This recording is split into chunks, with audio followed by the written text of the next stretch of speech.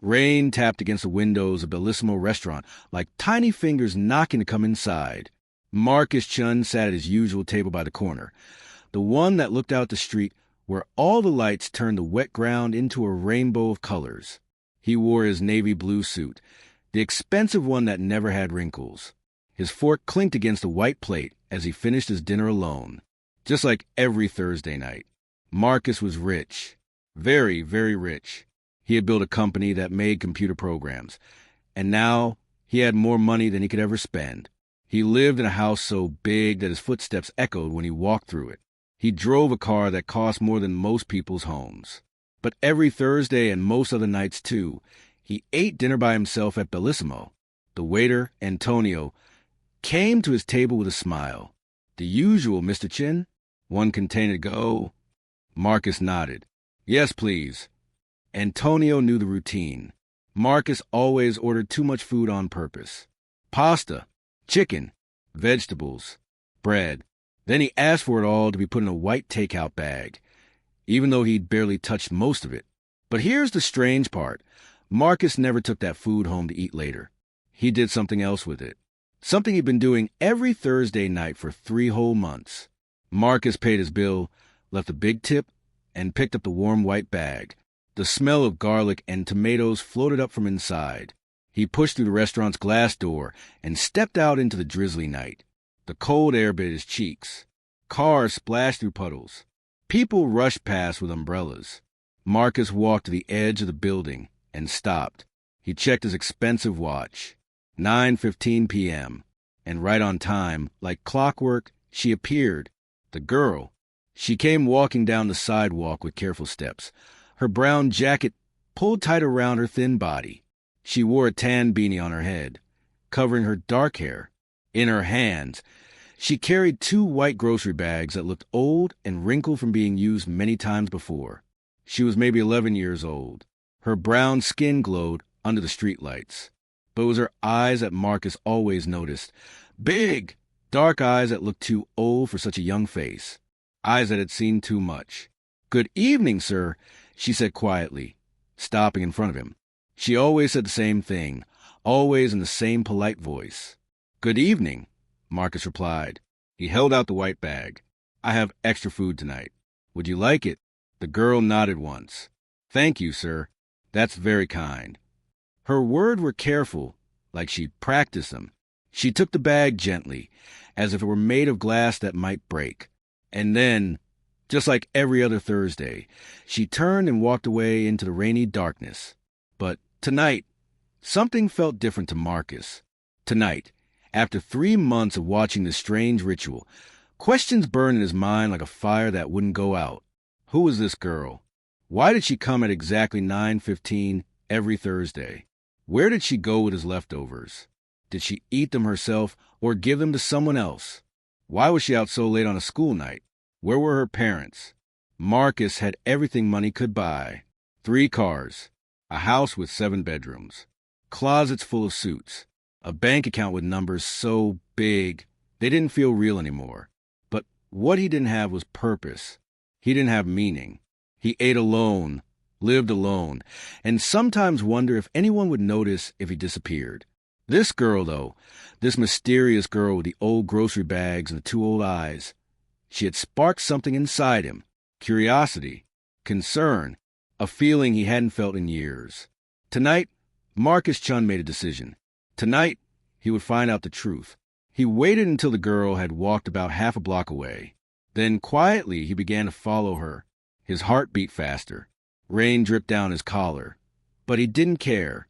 The girl turned left at the corner, and Marcus turned left too, staying far enough back that she wouldn't see him. She walked with purpose. Not fast, but steady, like someone on an important mission. The streets got darker. The buildings got older. Nice stores and clean restaurants disappeared, replaced by broken windows and graffiti on walls. Marcus's fancy shoes splashed through puddles. He'd never been to this part of the city before, even though he'd lived here for 10 years. This was where poor people lived, where paint peeled off buildings like old skin, where streetlights flickered and sometimes didn't work at all. The girl kept walking. She turned down an alley, and Marcus's stomach tightened with worry. Was she safe here? Should he call out to her? But he stayed quiet and followed. Finally, she stopped in front of a building that looked like it might fall down any second. Bricks were missing. The front door hung crooked on broken hinges. Trash piled up on the steps. The girl climbed those steps, pushed open the door, and went inside. Marcus stood in the rain, staring at the building. His expensive suit was soaked now. Water ran down his face, but he barely noticed. He walked forward slowly and entered the building behind her. Inside, it smelled like mold and old smoke. A single light bulb hung from the ceiling, swinging slightly and making shadows dance on the walls. Marcus heard the girl's footsteps echoing as she climbed the stairs. He followed, stepping carefully on steps that creaked and groaned. Up one floor, up another, up 3, 4, 5 floors, all the way to the very top of the building. The girl stopped at a door, the only door on the 5th floor. She pulled out a key, turned in the lock, and pushed the door open. And that's when Marcus heard them. Children's voices, little ones, laughing and calling out, "Amara's home! Amara's back!" Marcus pressed himself against the wall. In the dark hallway, through the crack in the doorway, he could see inside the tiny apartment. What he saw made his breath catch in his throat. What he discovered would change everything. Marcus's heart pounded like a drum in his chest. He stayed hidden in the shadows of the hallway, watching through the crack in the door. He knew he shouldn't be here, shouldn't be spying, but his feet wouldn't move. He had to see. He had to know. Inside the apartment, Marcus could see everything in one glance because the whole place was just one tiny room. Not a house, not even a real apartment. Just one room with cracked walls and a ceiling that had brown stains from water leaks. In the corner sat an old mattress on the floor. That was the bed, the only bed for everyone. A small table with 3 legs and a book holding up the 4th corner stood near a hot plate that served as a kitchen. 2 light bulbs hung from wires in the ceiling, giving off weak yellow light. No TV, no toys, no nothing. But it was the people inside that made Marcus's throat go tight. 5 children sat on the floor in a circle. 5. The oldest looked maybe 9 years old. The youngest couldn't be more than 3, with chubby cheeks and curious eyes. They were all thin, too thin, wearing clothes that had been washed so many times the colors had faded to almost nothing. "What did you bring us, Amara?" a little boy asked, bouncing on his knees with excitement. The girl, Amara, that was her name, carefully set down her grocery bags in the white restaurant container. She knelt on the floor and opened everything like she was performing a magic trick.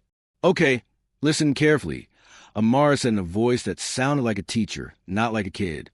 "We have pasta with chicken, green beans, 2 rolls of bread, and..." She reached into one of her grocery bags. "I got milk today, a whole carton, and apples, 3 apples." The children gasped like she'd just shown them treasure. 3 apples made them gasp. Marcus felt something crack inside his chest. "Where's Mama?" Amara asked, looking around. "Sleeping," the oldest girl said, pointing to the mattress. She had another coughing spell, a bad one this time. Marcus looked closer and saw someone lie on the mattress, covered with a thin blanket. The person's breathing sounded raspy and wet, even from across the room. A woman. Their mother. Amara's face changed for just a second. Worry flashed across it like lightning. But then she blinked and the worry disappeared, replaced by a small smile. "That's okay. We'll save her portion," Amara said. She began dividing the food with careful precision, like a scientist measuring chemicals. She tore the pasta into 6 exactly equal portions. She split the chicken the same way. Every child got a green bean, count out 1 by 1. Half a roll of bread each. "What about you, Amara?" the little 3-year-old asked, holding up her bread. "You didn't take any." "I ate earlier," Amara lied. Marcus could tell it was a lie because her stomach growled loud enough for him to hear it in the hallway. "You eat. You're growing." The children ate slowly, making every bite last. They chewed carefully, savoring the food like it was the most delicious thing in the world. Maybe to them, it was. Marcus watched all of this with hot tears building behind his eyes. He'd thrown away more food than this in a single day. He'd left restaurant meals half-eaten because he was too full. He'd never been hungry, not once in his entire life. These children acted like pasta was a feast. Suddenly, the door opened wider. Amara stood in the doorway, her arms crossed, looking straight at Marcus with those two old eyes. "You followed me," she said. It wasn't a question. Marcus's face went hot with embarrassment. Yes. I'm sorry. I was worried about you." "You can come in," Amara said quietly. "But be quiet. Mama needs to sleep." Marcus stepped inside the apartment, and immediately the space felt even smaller with him in it. His tall frame and expensive suit seemed wrong here, like a diamond ring in a garbage dump. The 5 children stared at him with wide eyes. Their eating stopped mid-chew. "It's okay," Amara told him. "This is a kind man who gives us food every Thursday." She turned to Marcus. "They're my brothers and sisters. That's Maya, she's 9. That's Jacob, he's 7. The twins are Sam and Sarah, they're 5. And the baby is Lily, she just turned 3. "Nice to meet you," little Lily said, her mouth full of bread. "Nice to meet you too," Marcus whispered, his voice barely working. Amara gestured for Marcus to sit at the wobbly table. She sat across from him, folding her hands like a businesswoman at a meeting. Behind her, the children continued eating, throwing glances at the strange man in their home. "You want to know why I take your food?" Amara said. "Not a question, a statement." Marcus nodded. "Our mama got sick 2 years ago. Something in her lungs. She used to work at a laundry place, washing sheets and towels for hotels. But she kept coughing, and one day she couldn't stand up anymore. They fired her because she missed too much work." Amara spoke like she was reporting the weather, calm and factual, but Marcus could hear the pain underneath each word. "Our papa left when Lily was born. Just left one day and never came back. So it's just us now. Mama, me, and the 5 little ones." "What about school?" Marcus asked. "What about help? Government assistance? Food stamps?" Amara shook her head. "Mama's too proud to ask, and too scared. She's not documented properly. Her papers got lost in a fire when she was young. She thinks if she asks for help, they'll take us away, split us up, put us in different homes with strangers." The fear in Amara's eyes when she said that was real. Deep, terrifying. "So I take care of everyone," Amara continued. "I wake up at 4 in the morning and deliver newspapers for 2 hours. Then I go to school. After school, I work at Mr. Peterson's grocery store, putting cans on shelves for 3 hours. Then I collect bottles and cans from trash bins and recycle them for money. On Thursdays, I know you'll be at that restaurant, so I wait." Marcus did the math in his head. This girl worked more hours than most adults. This girl was 11 years old and carrying the weight of 7 people on her small shoulders. "How much do you make?" he asked, though he was afraid to hear the answer. "About $40 a week if I'm lucky. Milk costs $4. Bread costs $3. Peanut butter costs $5. Everything costs money, and there's never enough." Amara's voice cracked just slightly on the word enough, but she cleared her throat and continued. "Your leftover food on Thursdays helps us stretch things. It means everyone gets to eat that night. It means Mama gets protein for her body to fight the sickness. From a mattress, their mother coughed, a horrible, wet, rattling sound that seemed to shake her whole body. Little Lily looked over with worried eyes, but kept eating her pasta. "She needs a doctor," Marcus said. "Doctors cost money we don't have." "What about medicine?"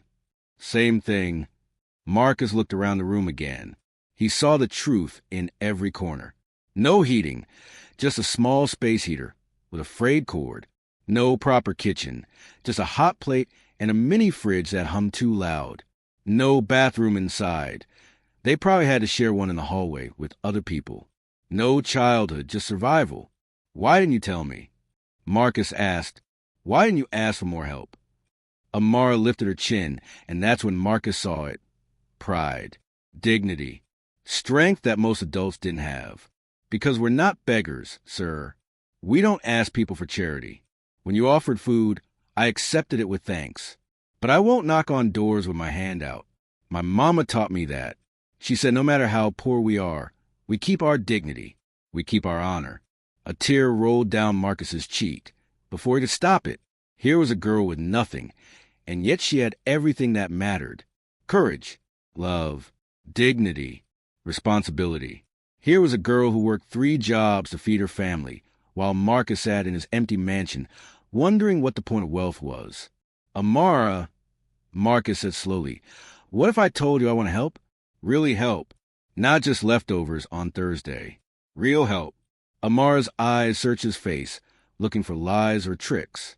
She'd probably learned not to trust easily. Why would you do that? She asked suspiciously. You don't know us. Because, Marcus said, and his voice was thick with emotion, I've been looking for a reason, for a purpose. I have money, more money than I know what to do with, but it never made me happy. It never made me feel like my life mattered.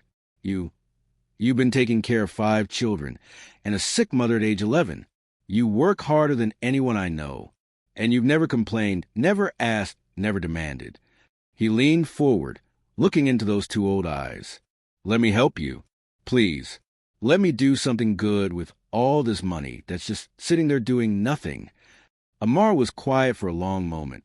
Behind her, the children had finished eating and were watching the conversation with curious faces. Finally, she spoke. What kind of help? A doctor for your mother.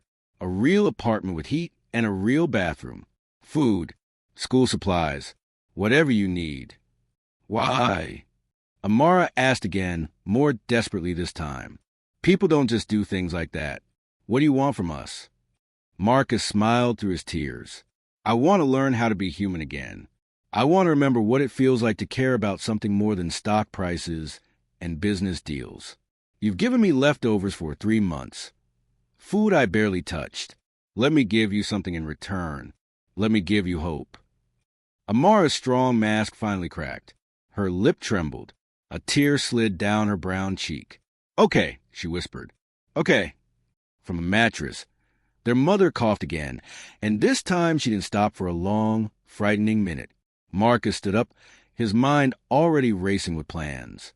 Doctor first, then housing, then everything else.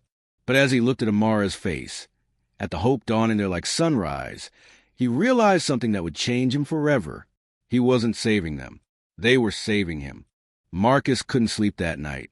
He lay in his king-size bed in his enormous house, staring at the ceiling. Every time he closed his eyes, he saw Amara's face. He saw the 5 children eating pasta like it was a royal feast.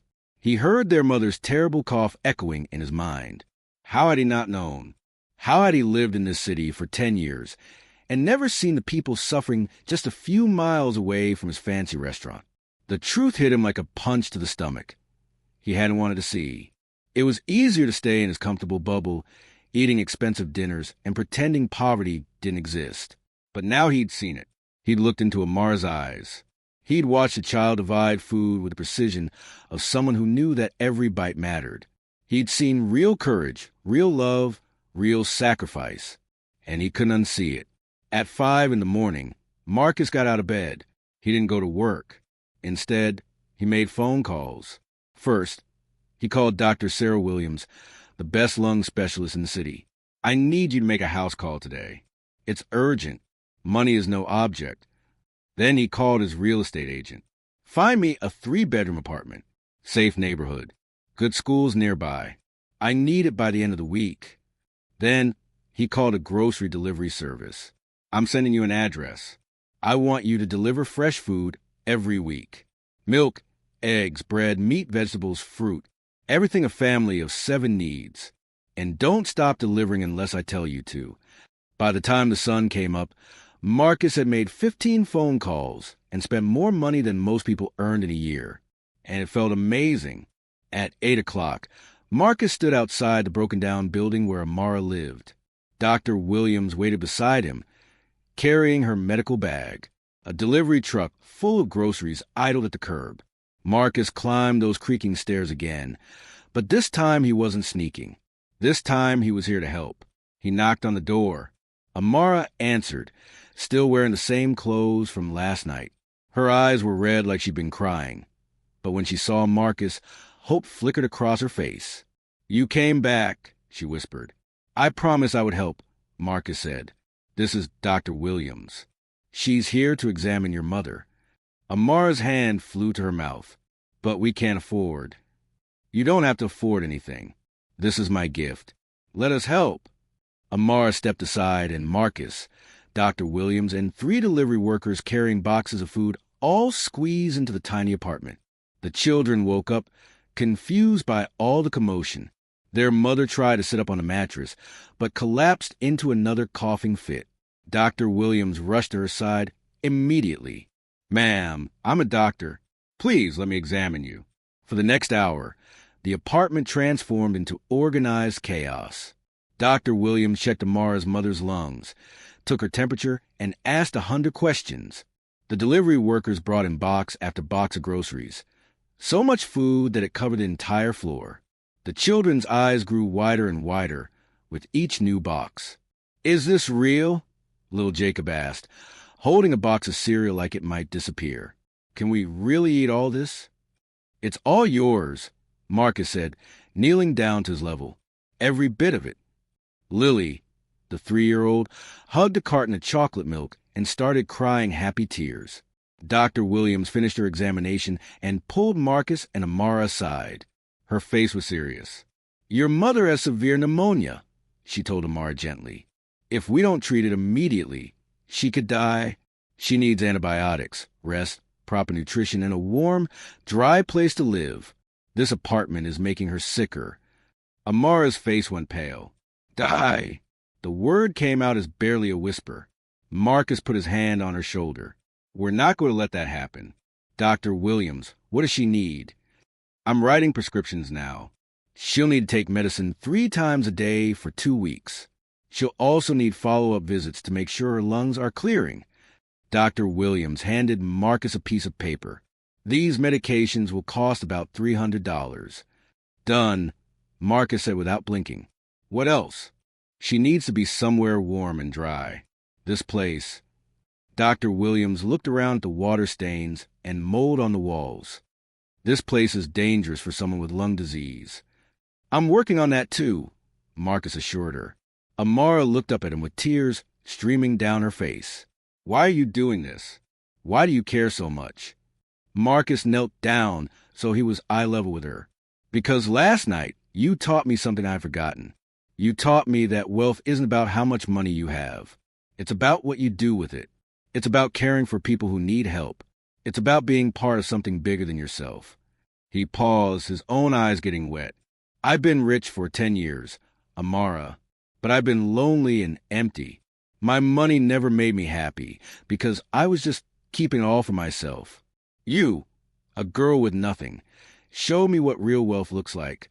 You sacrificed everything for your family. You worked 3 jobs without complaining. You kept your dignity even when life was unfair." Marcus's voice broke. "You gave me purpose. You gave me a reason to wake up in the morning. So please let me help you. Not because you need saving, but because helping you saves me too." Amara threw her arms around Marcus's neck and sobbed into his shoulder. "Thank you," she cried. "Thank you, thank you, thank you." The other children gathered around, and suddenly Marcus found himself in the middle of a group hug with 6 crying, laughing kids. And for the first time in years, Marcus felt like he belonged somewhere. Over the next week, everything changed. Marcus found him a beautiful 3-bedroom apartment in a safe neighborhood with good schools. It had heat that actually worked. It had a real kitchen with a real stove. It had a bathroom inside the apartment with hot water. It had windows that let in sunlight. On moving day, the children ran to the new apartment screaming with joy. They'd never had their own bedrooms before. They'd never had carpet under their feet or pictures on the walls. Their mother, whose name was Grace, cried when she saw it. The medicine was already working. Her cough was getting better. Color was returning to her cheeks. "How can I ever repay you?" Grace asked Marcus, holding his hand. "You already have," Marcus said. "Your daughter changed my life." But Marcus didn't stop there. He paid for all the children to get new clothes, school supplies, and toys, real toys they could play with. He made sure the refrigerator was always full. He set up a bank account with enough money for Grace to live comfortably while she recovered and searched for a new job. And then, one November afternoon, Marcus did something that surprised even himself. He invited the entire family to his house for Thanksgiving dinner. On Thanksgiving Day, Amara and her family walked into Marcus's mansion with wide eyes. The house was huge, bigger than their entire old building. But it wasn't cold and empty anymore. Marcus had decorated every room. He'd hired cooks to prepare a feast. He'd bought games and movies for the children. They sat around Marcus's long dining table, the table that used to make him feel lonely because he always ate there alone. But now it was filled with laughter and voices and life. There was turkey and mashed potatoes and stuffing and green beans and pie. So much pie. The children ate until their bellies were round, and they didn't have to divide anything into equal portions. There was enough for everyone. More than enough. After dinner, they all sat in the living room. A fire crackled in the fireplace. The children played with new toys. Grace sat in a comfortable chair, no longer coughing, finally able to breathe easy. Amara sat next to Marcus on the couch. "This feels like a dream," she said quietly. "Like I'm going to wake up back in that tiny room." "It's not a dream," Marcus promised. "This is real, and it's going to stay real." "I don't understand how one person can be so kind," Amara said, looking up at him with those eyes that didn't look quite so old anymore. Marcus smiled. "I'm not being kind. Amara, I'm being smart. You see, I spent 10 years chasing money and success, thinking that's what would make me happy. But I was miserable. I ate alone every night. I went home to an empty house. I had everything and nothing at the same time." He gestured to the room full of playing children and laughter. "Then I met you. You showed me what I was missing. Family, connection, purpose, love. The things money can't buy, but money can help protect." Marcus looked at Amara. "Seriously, you gave me a gift that night when you took my leftovers. You gave me a reason to care about someone other than myself. So really I should be thanking you." Amara hugged him tight. "You're like family now," she whispered. "I was hoping you'd say that," Marcus replied. In the following months, Marcus started something new. He created a program called Second Chances that helped other families like Amara's. Families struggling with medical bills, families without enough food, families who just needed someone to believe in them. He used his wealth to change lives, not with pity or charity that made people feel small, but with respect and dignity that made people feel human. And every Thursday night, Marcus still went to Bellissimo Restaurant. But now he didn't eat alone. Amara and her family joined him. They laughed together, talked together, and became the family Marcus never knew he needed. One Thursday, as they left the restaurant, Amara turned to Marcus and said, "Remember when I used to wait outside for your leftovers?" "How could I forget?" Marcus replied. "I was so scared back then. Scared Mama would die. Scared we'd lose each other. Scared every single day." She squeezed his hand. "But you changed everything. You didn't just give us food or money or a house. You gave us hope. You gave us a future." Marcus squeezed her hand back, his eyes wet with happy tears. "No, Amara, you saved me first. You taught me that real wealth isn't in a bank account. It's in the people you love and the lives you touch. It's in waking up with purpose. It's in making someone else's life better." He looked down at this brave, beautiful girl who had carried the weight of the world on small shoulders. "You're the richest person I've ever met," he said, "and I'm honored to call you family." As they walked home together, their family now complete, Marcus realized something profound. He'd spent his whole life collecting money. But the moment he started giving it away, that's when he finally became truly wealthy. If this story touched your heart, please take a moment to like, share, and subscribe. Stories like this remind us that every person we pass on the street has a hidden story, a hidden struggle, a hidden dream. The question is, will we take the time to see them? Who in your life carries a burden no one knows about? What small act of kindness could you offer today that might change someone's tomorrow? Real change doesn't always require millions of dollars. Sometimes it starts with noticing, with caring, with asking, "How can I help?" Share this story with someone who needs to remember that kindness still exists. Subscribe to hear more powerful stories about courage, hope, and the beautiful ways humans can lift each other up. Comment below. What would you do if you discovered someone's secret struggle? Let's start a conversation about real compassion and lasting change. Remember, we all have leftovers to give, whether it's time, attention, resources, or love. The question is, will we give them?